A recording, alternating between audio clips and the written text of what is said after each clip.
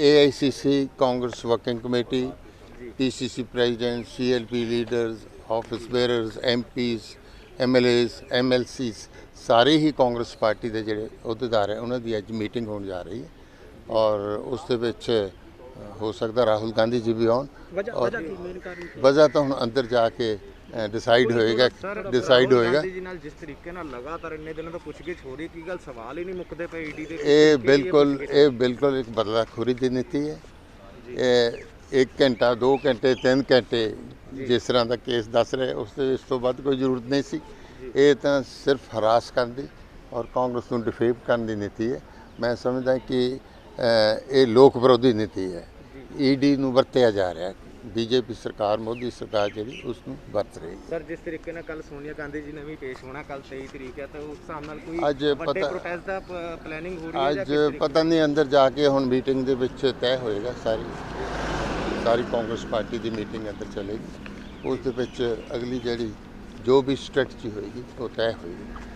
देखिए जी अज कांग्रेस पार्टी के पंजाब तो सारे विधायक इत्थे बुलाए गए हैं और पार्टी वालों जो सानू दिशा निर्देश दी जाएगी असीं उस ते अमल करांगे। सर की कहना चाहोगे ईडी वालों इन्ने दिनों तो ईडी वालों जिहड़ा राहुल गांधी जी नूं टारगेट किया जा रहा है वो इस करके किया जा रहा है कि देश दे विच कल्ला एक राहुल गांधी ही ऐसा लीडर है जिहड़े देश के हर पखमें मुद्दे ते सरकार नूं आड़े हत्थों लैंदे ने। सरकार नूं जदों भी जगाउण दी लोड़ हुंदी है, सरकार जदों भी कोई धक्का करदी है उस दे खिलाफ जो राहुल गांधी आवाज़ उठाते हैं। अज देश के विच जिहड़ी सरकार है वो राहुल गांधी की आवाज़ दबाउण वास्ते ये बदले की राजनीति करदा ये काम कर रहे हैं और ये बड़ा लंबा अरसा ऐसी राजनीति चलती नहीं। सर कल मैडम ने भी पेश होना है, की कहना चाहोगे आज कोई बड़े प्रोटेस्ट की प्लानिंग हो सकती है? देखते हैं जी हुण आके पता लगेगा। बैठक बुलाई और बैठक तो बाद तुहानूं दसांगे की फैसला होया। पर निरंतर राहुल गांधी नूं सदना मैं समझदा कि ये सरासर निरादर है और इंज लगता है कि जिवें हिंदुस्तान पाकिस्तान बन रहा हो। सर जिस तरीके नाल इन्ने घंटे पुछगिछ 4-5 दिन हो गए ने लगभग ते किस तरीके दा विरोधी नीति देख रहे हो की देख? मैं समझदा जी ये बिल्कुल सरासर धक्का है। ये जानबूझ के हरासमेंट करन दी उपराला है, आदत है। सरकार नूं अगर 5 दिन 12-12 बजे तक ईडी की पुछताछ करके कुछ नहीं लभ रहा तो मैं समझदा कि यह गांधी परिवार को केवल बदनाम करने की साजिश है। देखो जो पंजाब च हो रहा वही दिल्ली च हो रहा और जिहड़े आम ट्विस्ट करने ये कोई हेल्दी डेमोक्रेसी का वे नहीं और जो डेमोक्रेटिक वे तो सानू करना चाहिए। तो जे दबा के या करके उसकी गल करके कभी पर जी पोलीटिकल पार्टियां अगे नहीं निकलदियां। इन्हों याद होना चाहिए बीजेपी ਨੂੰ ਕਿ 78 ਦੇ ਵਿੱਚ ਇੰਦਰਾ ਗਾਂਧੀ ਤੇ ਇਹੀ ਇਹਨਾਂ ਨੇ ਕੀਤਾ ਸੀ ਤੇ ਉਹਦੇ ਬਾਅਦ ਕਾਂਗਰਸ ਹੋਰ ਮਜ਼ਬੂਤ ਹੋ ਕੇ ਨਿਕਲ ਗਈ। ਅਸੀਂ ਹੋਰ ਮਜ਼ਬੂਤ ਹੋ ਕੇ ਨਿਕਲਾਂਗੇ। ਇੰਸਟੀਟਿਊਸ਼ਨਸ ਨੂੰ ਆਪਾਂ ਇਸ ਲੈਵਲ ਤੱਕ ਨਾ ਲੈ ਜਾਈਏ ਵੀ ਇਸ ਕੰਟਰੀ ਦੇ ਵਿੱਚ ਕਿਸੇ ਦਾ ਵਿਸ਼ਵਾਸ ਕਿਸੇ ਤੋਂ ਚੱਕਿਆ ਜਾਵੇ। ਸੋ ਅੱਜ ਇਹ ਬਹੁਤ ਮਾੜੀ ਕਿਉਂਕਿ ਮੈਂ ਨਹੀਂ ਕਹਿੰਦਾ ਇਨਵੈਸਟੀਗੇਸ਼ਨ ਕਰ ਲਓ but at the same time ਜਿਹੜਾ ਰੋਜ਼ 10-10 12-12 ਘੰਟੇ ਜਿਹੜਾ ਜਾ ਕੇ एक किस्म का जलील करने वाली गल है क्योंकि इहो ਜਿਹੇ इंस्टीट्यूशन ਜਿਹੜੇ ਆ ਉਹ ਇੰਨੇ ਖਰਾਬ नहीं करने चाहिए कि किसी भी सरकारों का हथ टोका पड़े। गल यह कि पहली बार होया है कि जदों बदलाखोरी की जिहड़ी राजनीति है वो नरेंद्र मोदी जी कर रहे हैं और मैं गल कहना कि जिहड़ियां ये गंढां जिहड़ियां असीं हत्थ नाल दे रहे हैं मूँह नाल खोलनियां पैणगीਆਂ क्योंकि कोई भी कार्रवाई करनी है जे कोई किसी ते कोई मुकदमा दर्ज करना है तो मैं नहीं वेख्या अजे तक कि इन्ना टाइम लगता हो। ये सिर्फ एक तरह की हरासमेंट है पर यह है कि राहुल गांधी जी एक योधे ने और साढ़े एक तरह के सैनापति ने उन्होंने वेख के जी अज जिहड़ियां मगर फौजां जिहड़ियां जथे जिहड़े आ रहे हैं। आज साडे MLA साहब ने सुखविंदर कोटली जी आदमपुर तो लत्त टुटी होने के बावजूद भी अज वॉकर लैके इत्थे पहुँचे ने और मैं गल कहना कि एक कांग्रेसी वर्करां दे विच एक जज्बा है और ये जज्बे नूं कदी ढा नहीं लग सकती चाहे 4 दिन होर ईडी तंग कर ले। पर यह है कि बिल्कुल जिहड़ा इंसाफ जिहड़ा है कि बेगुनाह होकर राहुल गांधी जी क्लीन चिट मिल के उत्थों निकलने। सर किवें दा रहण वाला है तुहाडे वल्लों क्योंकि MLA साहब MLA सारे पहुंच रहे जो पार्टी प्रोग्राम दोगी उस प्रोग्राम के उत्ते काम करांगे। संगरूर इलैक्शन किवें देख रहे हो कांग्रेस दी किवें? संगरूर इलैक्शन दे विच तुसीं देखिआ है कि पहली बार होया है कि ठीक है कि लोग सरकारां नूं माड़ा तां कहिंदे ने क्योंकि सरकार ਜਦੋਂ ਸਰਕਾਰਾਂ ਕੰਮ ਨਹੀਂ ਕਰਦੀਆਂ ਤੇ ਉਹਨਾਂ ਨੂੰ ਵੇਖ ਕੇ ਲੋਕ ਕਹਿੰਦੇ ਨੇ ਕਿ ਯਾਰ ਕਿ ਇਹਨਾਂ ਨੂੰ ਐਕਟੀ ਬਦਲਣ ਦੀ ਲੋੜ ਆ।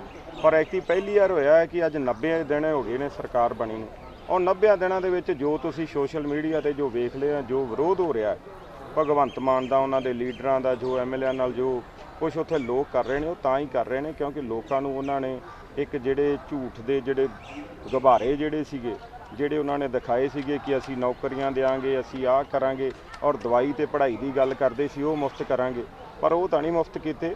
ਇਹਦੇ ਨਾਲ ਮਹੱਲਾ ਕਲੀਨਿਕ ਤਾਂ ਨਹੀਂ ਖੋਲ੍ਹੇ, ਪਰ ਪਿੰਡਾਂ ਦੇ ਵਿੱਚ ਸ਼ਰਾਬ ਦੇ ਠੇਕੇ ਜ਼ਰੂਰ ਖੋਲ੍ਹ ਦਿੱਤੇ।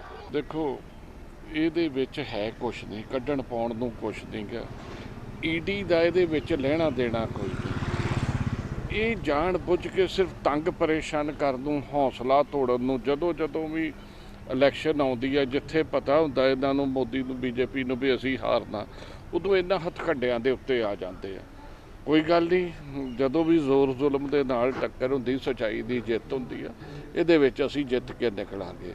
ਇਹ ਪਿਛਲੇ ਮੈਂ 5 ਦਿਨ ਤੋਂ ਵੇਖ ਰਿਹਾ, ਰੋਜ਼ ਸਾਨੂੰ ਅਰੈਸਟ ਕਰਦੇ ਆ, ਕਿਸੇ ਨੂੰ ਬਸੰਤ ਕੁੰਜ ਠਾਣੇ, ਕਿਸੇ ਨੂੰ ਕਿਸੇ ਠਾਣੇ ਜਾਂ ਇੱਦਾਂ ਕਰਕੇ ਜਿਹੜਾ ਵਾ ਇਹ ਰਾਤ ਵੀ ਸਾਨੂੰ 1 ਵਜੇ ਛੱਡਿਆ। ਇਹ ਇੱਕ ਬਹੁਤ ਘਟੀਆ ਪੱਧਰ ਦੀ ਰਾਜਨੀਤੀ ਦੇ ਉੱਤਰ ਆਏ ਆ। ਮੈਂ ਸਮਝਦਾ ਜਿੰਨੀ ਇਹਨਾਂ ਗੰਦਲੀ ਰਾਜਨੀਤੀ ਕਰ ਦਿੱਤੀ ਆ ਤਾਂ ਜਿੱਦਾਂ ਗੰਦਲਾ ਮਾਹੌਲ ਬਣਾਤਾ ਵਾ, ਇਹਦੇ ਵਿੱਚ ਇਨਕਲਾਬ ਆਊਗਾ, ਬੀਜੇਪੀ ਨੂੰ ਜੜ੍ਹਾਂ ਤੋਂ ਖੇਡ ਦੂ। ਅੱਜ ਹਰ ਪਾਸੇ ਡਰ ਦਾ, ਭੈ ਦਾ ਮਾਹੌਲ ਆ। ਲੋਕ ਜਿਹੜੇ ਆ, ਤੁਸੀਂ ਵੇਖੋ ਨੌਜਵਾਨ ਹੀ ਮੋਦੀ ਸਾਹਿਬ ਨੂੰ ਇੱਥੇ ਉਹਨਾਂ ਦੀ ਸਰਕਾਰ ਲਿਆਉਣ ਦੇ ਵਿੱਚ ਸਭ ਤੋਂ ਵੱਡਾ ਯੋਗਦਾਨ ਨੌਜਵਾਨਾਂ ਦਾ ਸੀ। ਅੱਜ ਨੌਜਵਾਨ ਜਿਹੜੇ ਆ ਉਹ ਹਰ ਥਾਂ ਪ੍ਰਦਰਸ਼ਨ ਕਰ ਰਹੇ। ਦਲਿਤ ਆ ਉਹ ਆਪਣੇ ਆਪ ਨੂੰ ਜਿਹੜਾ ਵਾ ਉਹ ਠੱਗਿਆ ਮਹਿਸੂਸ ਕਰ ਰਿਹਾ। ਵਪਾਰੀ ਕਿਸੇ ਦਾ ਕਾਰੋਬਾਰ ਨਹੀਂ ਚੱਲ ਰਿਹਾ। ਮੈਨੂੰ ਸਮਝਦੇ ਨਹੀਂ ਵੀ ਸਿਰਫ ਅਡਾਨੀ ਤੇ ਅੰਬਾਨੀ ਨੂੰ ਖੁਸ਼ ਕਰਕੇ ਬਾਕੀ ਸਾਰਿਆਂ ਨੂੰ ਮਾਰ ਰਿਹਾ। ਡਾਕਟਰ ਮਨਮੋਹਨ ਸਿੰਘ ਵਰਗੇ ਲੋਕ ਜਾਂਦੇ ਸੀ, ਉਹ ਵੱਡੇ ਦੇਸ਼ ਹਿੱਤ ਦੇ ਫੈਸਲਿਆਂ ਦੇ ਉੱਤੇ ਬਾਹਰਲੇ ਦੇਸ਼ਾਂ ਨਾਲ ਗੱਲ ਕਰਦੇ ਸੀ, ਨਿਊਕਲੀਅਰ ਡੀਲ ਕਰਦੇ ਸੀ, ਇਸ ਤਰ੍ਹਾਂ ਦੇ ਕੰਮ। ਇਹ ਜਾਂਦੇ ਆ, ਇਹ ਕਿਤੇ ਅਡਾਨੀ ਨੂੰ ਜਿਹੜਾ ਵਾ ਬਿਜਲੀ ਦਾ ਸ਼੍ਰੀਲੰਕਾ ਤੋਂ ਠੇਕਾ ਦਿਵਾਉਂਦੇ ਆ, ਅੰਬਾਨੀ ਨੂੰ ਰਫੇਲ ਦਾ ਠੇਕਾ ਦਿਵਾਉਂਦੇ ਆ, ਅਡਾਨੀ ਨੂੰ ਜਿਹੜਾ ਆਸਟ੍ਰੇਲੀਆ 'ਚ ਮਾਈਨ ਦਿਵਾਉਂਦੇ ਆ।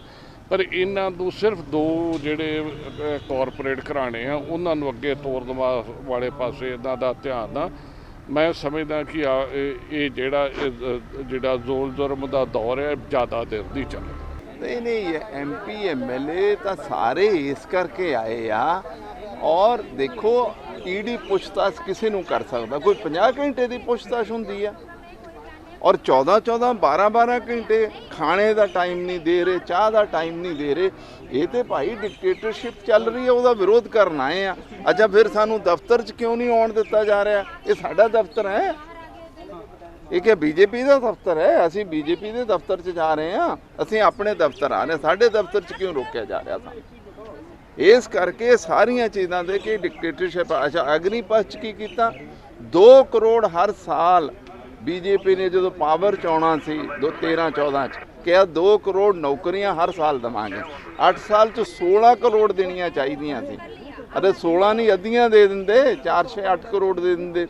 ਹੁਣ ਕਹਿ ਰਿਹਾ 10 ਲੱਖ ਨੌਕਰੀਆਂ ਦੇਵਾਂਗੇ 1.5 ਸਾਲ 'ਚ। ਉਹ ਜਿਹੜੇ ਪੋਸਟਾਂ ਭਾਰਤ ਸਰਕਾਰ 'ਚ ਖਾਲੀ ਪਈਆਂ ਉਹ ਤੇ ਤੁਹਾਨੂੰ ਰੂਟੀਨ 'ਚ ਭਰਨੀਆਂ ਚਾਹੀਦੀਆਂ। ਉਹ ਨੌਕਰੀਆਂ ਕਾਹਦੀਆਂ? ਉਹ ਤਾਂ ਵੈਸੇ ਹੀ ਦੇਣੀਆਂ ਚਾਹੀਦੀਆਂ।